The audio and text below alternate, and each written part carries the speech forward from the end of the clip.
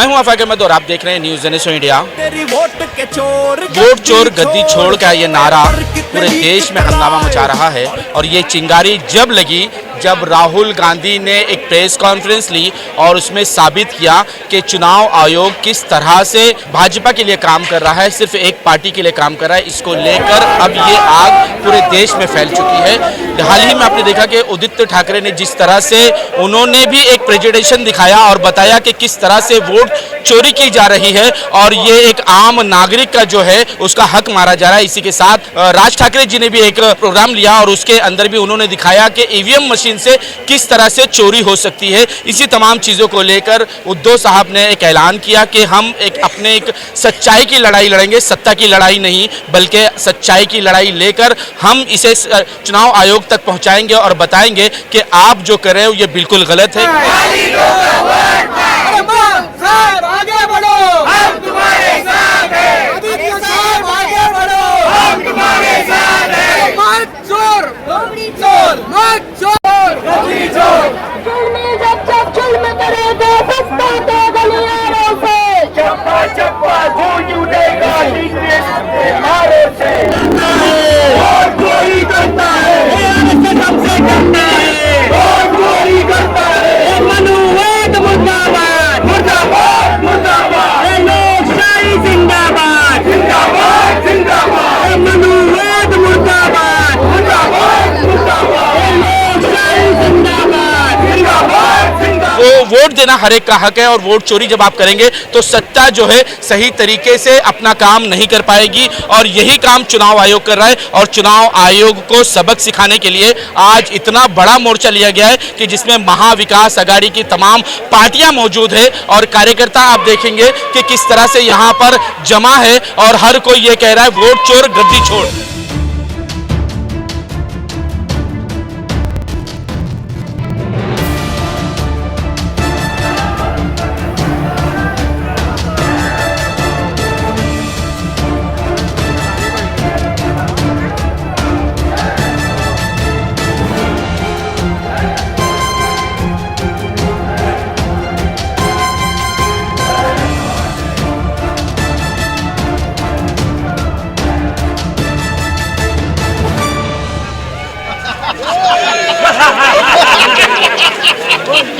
मी पुन्हा येणार, मी पुन्हा येणार. तू कसं काय येणार, तुला घेऊन जाणार. आज का सत्य मोर्चा क्या है, क्यों निकाला गया ये? नहीं देखिए, जो भी बोगस वोटर लिस्ट में है, इलेक्शन कमीशन और भारतीय जनता पार्टी की बी टीम की तरफ से इलेक्शन कमीशन काम कर रहा है, ऐसा स्पष्ट आरोप हमारा है। इसके बाद भी नहीं हुआ तो लीगल मैटर तो शुरू रहेगा, लेकिन रास्ते की लड़ाई भी शुरू रहेगी। आता ये आज सत्य मोर्चा क्या था? ये डेमोक्रेसी बचाने के लिए और जो भी वोट चोरी का मामला है जो पूरे देश भर में लोकसभा के टाइम पे क्यों यहाँ पर आए हैं आप लोग? हम लोग यहाँ पे सब सत्य के मोर्चे के लिए आए क्योंकि यहाँ पे इस वक्त हम लोग जो देख रहे हैं 2014 के बाद में पहली बार तो हम सब ये मान सकते हैं कि भाई जो भी पार्टी यहाँ पे है प्रेजेंट टाइम में बीजेपी है, जैसे ये मान सकते हैं कि वो अपने मतदारों से चुन के आई हुई है, लेकिन उसके बाद में लगातार आना ये जो है ना वहम पैदा करता है। अचानक क्यों इस तरह का जो है वोट चोर गद्दी चोर का जो नारा लगा उसके बाद पूरे हिंदुस्तान में ये एक आग की तरह फैल गया और हर एक को लग रहा है कि हमारा वोट जो है ये गलत दिशा में जा रहा है। देखिए, लोकसभा इलेक्शन के बाद 2024 के 96 बोगस वोटर है। ये प्रूफ के साथ सन्माननीय राज साहब ठाकरे जी ने ये बात महाराष्ट्र में कही है। हम लोग ढूंढ भी रहे हैं। बेलापुर विधानसभा, बेलापुर कॉन्स्टिट्यूंसी जो नवी मुंबई की है, 15,000 बोगस और 18,000 दुबार, मतलब डबल वोटर है। ये बात साल भर पहले भी मैंने कही है, अक्टूबर 2024 को। उसके बाद भी जो नाम है वो डिलीट नहीं हो रहा। सभी लोगों ने, हमने 2 दिन उनके साथ व्यापक चर्चा किया और चर्चा करने के बाद हमने उनको बताया कि भाई इसके अंदर सुधार करो। हम सुधार करने के पक्ष में हैं।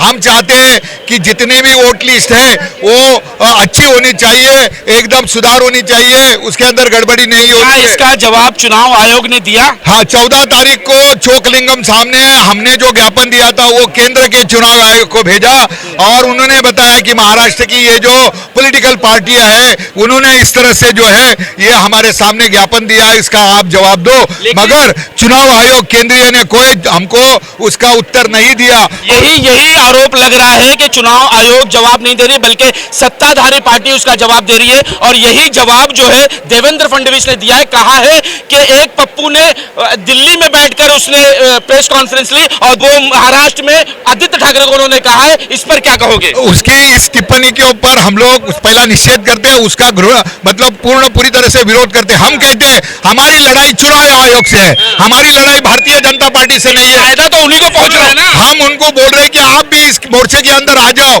ऐसा हमने उनको लेटर दिया, मगर वो आए नहीं है। और वो जो है, हम जो लड़ाई लड़ रहे हैं वो लड़ाई अपने ऊपर ले रहे हैं। तो हम चुनाव आयोग के खिलाफ है और चुनाव आयोग के गड़बड़ी के खिलाफ है। हम चाहते हैं, हमने उनको ये भी बताया कि यदि आप इसको नहीं सुधारोगे, अभी 5 साल तो हो गया है लोकल बॉडी चुनाव के अंदर, और आने वाले दिनों के अंदर और 6 महीना उसको आगे बढ़ाओ, ये भी हम लोग ने बताया। मगर अगर सरकार नहीं मानती है और सरकार इस तरह से नहीं करती है तो हमारी लड़ाई जो है वो व्यापक हो। लेकिन अगर ये सवाल हम चुनाव आयोग से पूछते हैं तो सत्ताधारी पार्टी क्यों बोलती है? संजय निरुपम क्यों मीटिंग लेते हैं? ये बात जो है वो यहाँ के मुख्यमंत्री क्यों कहते हैं? अब तो उन्होंने एक और आरोप लगाया। उन्होंने कहा था कि एक प्रेस कॉन्फ्रेंस लेकर दिल्ली में एक पप्पू ने किया था और दूसरा पप्पू महाराष्ट्र में उन्होंने एक आदित्य ठाकरे को जो है पप्पू कहने की कोशिश की है। देखिए, बोगस वोटर है और बोगस वोटर के आधार पर जो मराठी में कहा गया था, हमें पता नहीं था शायद, मैं पुन्हा येन, हम लोग को पता नहीं था कि बोगस वोटर का आधार लेके देवेंद्र फडणवीस साहब फिर से सत्ता में आने वाले हैं। अभी भारतीय जनता पार्टी को ये, मुझे मराठीत आम्ही म्हणतो, चीड क्यों आती है, गुस्सा क्यों आ रहा है? हम सवाल तो पूछ रहे इलेक्शन कमीशन को। इलेक्शन कमीशन का प्रवक्ता करके, स्पोक्स पर्सन करके भारतीय जनता पार्टी के लोग उत्तर दे रहे हैं। इसका हिंदी में है कि चोर के दाढ़ी में तिनका। और फिर यहाँ पे जो महाराष्ट्र के जो सांसद की जो चुनाव थे उस पे जो भी इलेक्शंस हो गए तो उस पे एक जगह पे, जैसे अभी अगर आप रिसेंटली देखेंगे तो कुछ दिनों पहले आदित्य जी ठाकरे ने कुछ प्रेजेंटेशन दिया था। उसके अंदर इन्होंने एक मिठाई के शॉप पे 42 लोग वहाँ पे रहते हैं, ऐसा एक प्रेजेंटेशन दिया है। जस्ट एक एग्जांपल बता रही हूँ। इसी तरह से राहुल जी गांधी और आदित्य साहब, राज साहब, इन्होंने बार बार जो प्रेजेंटेशन दिया है और इतना सब कुछ होने के बाद भी अभी अगर आप इन तीनों नेताओं का अगर आप प्रेजेंटेशन देखेंगे तो उसमें राज साहब ने कल ही एक दिखाया कि शौचालय की जगह पे भी लोगों का वोट जो है वो रजिस्टर हो चुका है। जो आयुक्तालय का घर है आयुक्त का, तो उनके वहाँ पे भी 150 वहाँ पे जो भी वोटर्स हैं वहाँ पे उनका रजिस्ट्रेशन हो चुका है। ये जिस तरह से वोट चोरी हो गई है और मल्टीपल जगह पे कुछ लोग, अगर आप ये देखेंगे तो कुछ अलग, मतलब जो मतदार है, जो कैंडिडेट है, सॉरी जो भी वोटर है, तो वोटर का नाम है कुछ XYZ किसी और रिलीजन का और उसके पिता का नाम है XYZ वो किसी और रिलीजन का। आप चाहो तो ये सब आपको मिल जाएगा।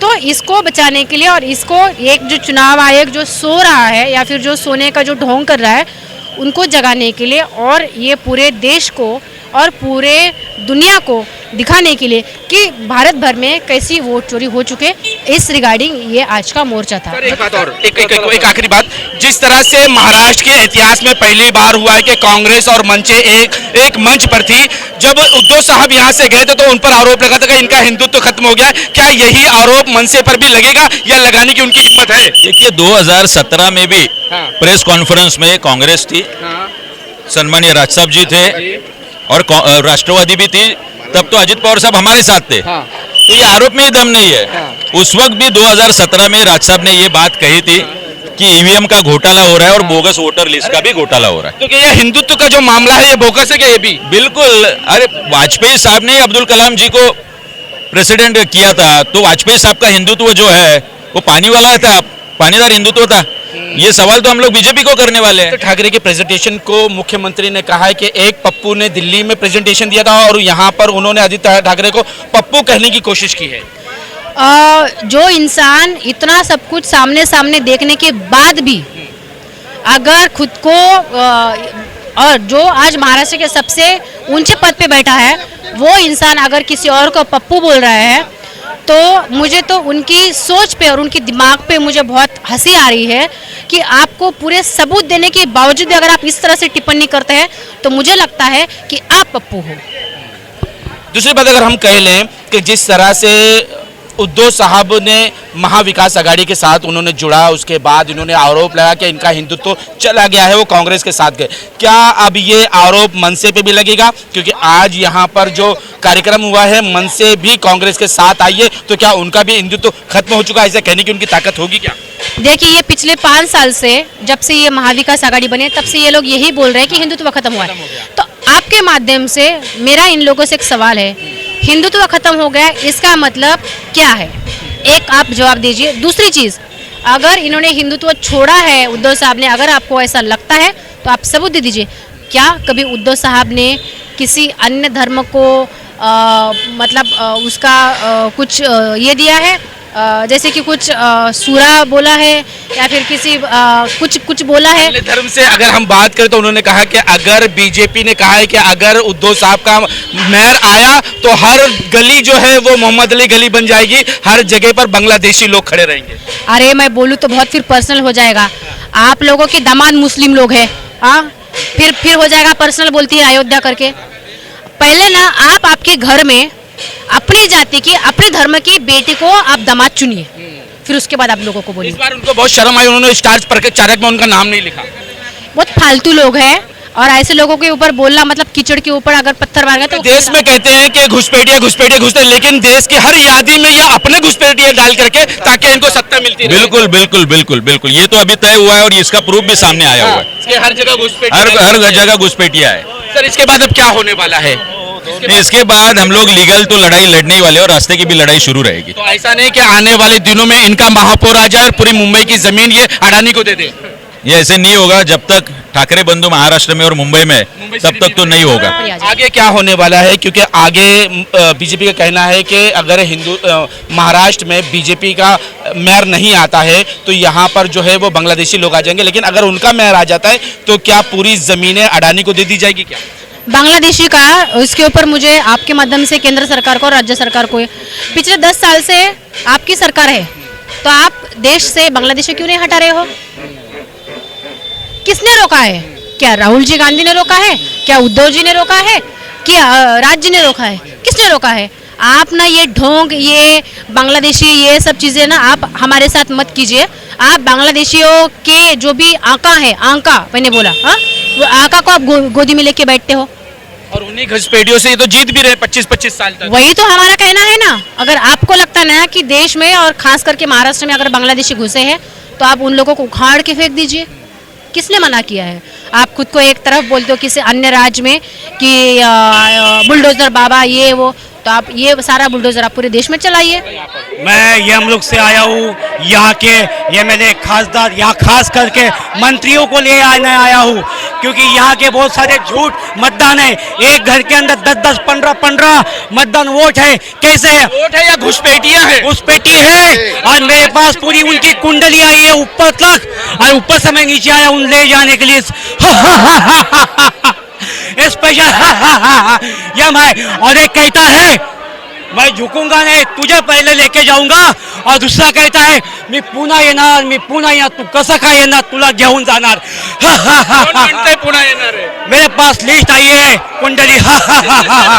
मेरे पास लिस्ट आई। किस किस का नाम है? मेरे नाम गुप्त है। रातों रात आपको यमराज है ना, गुप्त क्यों है? गुप्त इसलिए है पता भी नहीं चलेगा मैं कब आया कब ले गया। यम है हम कि महाराष्ट्र का कानून व्यवस्था कहाँ पहुँच रही है, क्योंकि आप देखिए कई प्रकरण हुआ, मुंडे प्रकरण हुआ, आर्या प्रकरण हुआ, ऐसे कई जो है प्रकरण यहाँ पर होते जा रहे हैं, लेकिन कानून जो है वो सुधरने का नाम नहीं ले रहा। ये कानून सत्ताधारियों के हाथ में है। देखिए, सबसे पहले तो थैंक यू कि आपने सवाल उठाया। जब ये सरकार उद्धव साहब की गिरी और जब ये एकनाथ शिंदे की सरकार आई, मुझे कड़वा थाने में मेरे ऊपर 200 औरतों ने हल्ला किया, जिस चीज़ को अभी होके 2 साल हो गए, अभी तक उस चीज़ के ऊपर सादी FIR तक दर्ज नहीं हो गई है। हाँ? और जहाँ पे कार्यक्रम का आयोजन किया था वो तो छोड़िए, पुलिस स्टेशन में पुलिसों के सामने मेरे ऊपर हमला होता है और पुलिस कुछ नहीं करती है। हाँ, ये उनका। और तब गृह मंत्री कौन थे? यही महाशय थे। उसके बाद लोकसभा के इलेक्शन के टाइम पे यामिनी यादव के लोगों ने मेरे घर में आके, मेरे घर में घुस के मेरे ऊपर सेकेंड टाइम मेरे ऊपर हमला किया। वो भी तो, और ये तभी महाराष्ट्र के विरोधी पक्ष नेता अंबादास जी दानवे, इन्होंने भायखला पुलिस स्टेशन में 22 कॉल किए कि उस लड़की के ऊपर हमला हुआ है, आप ये करो करके। पूरे मेरे यहाँ पे सब पूरे नाखून बिखून लगे हुए थे, और जो लोग मेरे घर में घुसे थे, मैं मेरे दूसरे मोबाइल से फेसबुक लाइव करके सब पूरे उन लोगों को दिखाया, तभी भी नहीं है। पुलिस लोगों ने वही सबूत मिटाने के लिए मेरे परमिशन के अलावा उन्होंने वो लाइव डिलीट कर दिए। मेरा तो एफआईआर लिया नहीं, हमला मेरे ऊपर हो गया, लेकिन वहीं पे जो लोग मेरे ऊपर हमला करने के लिए आए थे, उन्हीं 2 औरतों ने मेरे ऊपर, मैंने उनको मारा करके मेरे ऊपर 2 झूठे एफआईआर दर्ज किए। मैं इतनी गरीब सी बेचारी सी लड़की हूँ, मैंने आज तक किसी के ऊपर हाथ नहीं उठाया, लेकिन जब मैं हाथ उठाऊँ ना, 4 दिन तो किसी के गाल का तमाचा का निशान नहीं जाएगा। मैं ऐसी खतरनाक लड़की हूँ। महिलाओं का, लेकिन हम लोग आज भी लगता है कि चलो हम उनको रोज चांस देते। ये तो हो गया मेरा एग्जाम्पल, क्योंकि मैं पीड़ित थी उस दोनों मामलों में। उसी के साथ साथ वो अक्षय शिंदे का इनकाउंटर की बात हो गई, किसको बचाने के लिए की थी? ट्रस्टी को बचाने के लिए। कल वो आर्या का ये हो गया, फेक इंटरव्यू है वो, हाँ फेक। आप एकदम सीधा कैसे, क्या उसकी छाती में गोली लगती है? पुलिस में ट्रेनिंग में क्या सिखाया जाता है कि अगर किसी क्या, और उसके हाथ में एयरगन थी, और वो सरकार को बार बार कहा था। उसने पहले वीडियो रिलीज किया था मुझे लोगों के साथ बात करने करके, और वो बार बार उसने पुणे में वही मीडिया के सामने उसने प्रोटेस्ट किया था अपने पैसे के लिए, लेकिन दिया नहीं। इसमें केसरकर को बचाने के लिए सब चीजें हो रही है क्या, या फिर इसके पीछे एकनाथ शिंदे है, या फिर कोई अन्य इंसान है, इसको बचाने के लिए सब चीजें हो रही है? इसके साथ साथ अभी जो डॉक्टर लेडीज का जो ये हो गया, वाकया हो गया, जो ये चीज हो गई, तो किसको बचाने के लिए आप कर रहे हो? एक तो आज उन्हीं के एक नेता बोलते हैं, जो एक सांसद है, वो बोलते हैं, और मंत्री है, वो बोलते हैं कि उसके चार्ट अगर हम किसी को, भाई आपका इतिहास ना पूरी लोगों को पता है कि आपने किस लेडीज को सामने लाया था, आपने किस लेडीज की कितनी बदनामी की है पूरी मीडिया के सामने। तो आप तो ये ऐसी दोगली बातें तो करो मत हमारे सामने। जिस दिन ये मैं आपके माध्यम से बहुत संवेदनशील एक स्टेटमेंट और पूरी एकदम स्ट्रांग मैं खड़ी होकर मैं बोल रही हूँ कि जो चीज़ वहाँ पे हो, नेपाल में हो गई, जो चीज़ अन्य राज्य में हो रही है, ये चीज़ आपके देश में ना हो, आप लोगों के विधायक मार न खाए, ये आप इस तरह से आप अभी काम करो। जेंजी तो नहीं बोल सकते, अब मैं तो जेंजी में नहीं आती हूँ, मेरा तो अभी मैं यूथ नहीं रही हूँ, मेरा दूसरा टप्पा चालू हो चुका है, लेकिन फिलहाल तो दिखने में तो मैं यूथ दिखती हूँ। तो मेरे जैसे ऐसे लाखों लोग हैं जो यूथ में भी आते हैं, जेंजी में भी आते हैं, आपके जैसे जो संविधान को मानने वाले लोग हैं, और ये लोग इकट्ठा हो जाएंगे ना। आने वाले चुनाव में जब जिस तरह से पूरी महाविकास आघाड़ी एक हो गई है, क्या रिजल्ट होगा? अगर इन्होंने ईवीएम का घोटाला नहीं किया, ईवीएम तो को अभी भी डर है कि वोट चोरी होगी। देखिए, जब हम लोग बोलते हैं, पिछले 5 साल से हम लोग बोल रहे हैं कि चुनाव आप ले लो, तब नहीं ले रहे। जब अभी हम लोग बोल रहे हैं कि पूरी यादी आप अच्छे से करो, फिर उसके बाद आप वो इलेक्शन ले लो, फिर जब हम ये बोलते हैं कि उसकी साफ सफाई करके इलेक्शन लो, तो अब ये पूरा ये करेंगे, इलेक्शन लेंगे। और दूसरा चीज़ जो है, ये कुछ ना कुछ तो झोल झपाटा करेंगे, लेकिन अगर अभी उन लोगों ने कुछ झोल झपाटा किया तो पूरी मैं बात बोलती हूँ कि पूरी दुनिया रास्ते पे उतर जाएगी। संजय निरुपम कहते हैं कि आप जो है चुनाव को रोकना चाहते हैं, अगर रोकना ही है तो सुप्रीम कोर्ट जाओ। सुप्रीम कोर्ट ने कहा है कि चुनाव को जल्द से जल्द दो। किसी बिंडो के इंसान के ऊपर मैं टिप्पणी नहीं करती हूँ।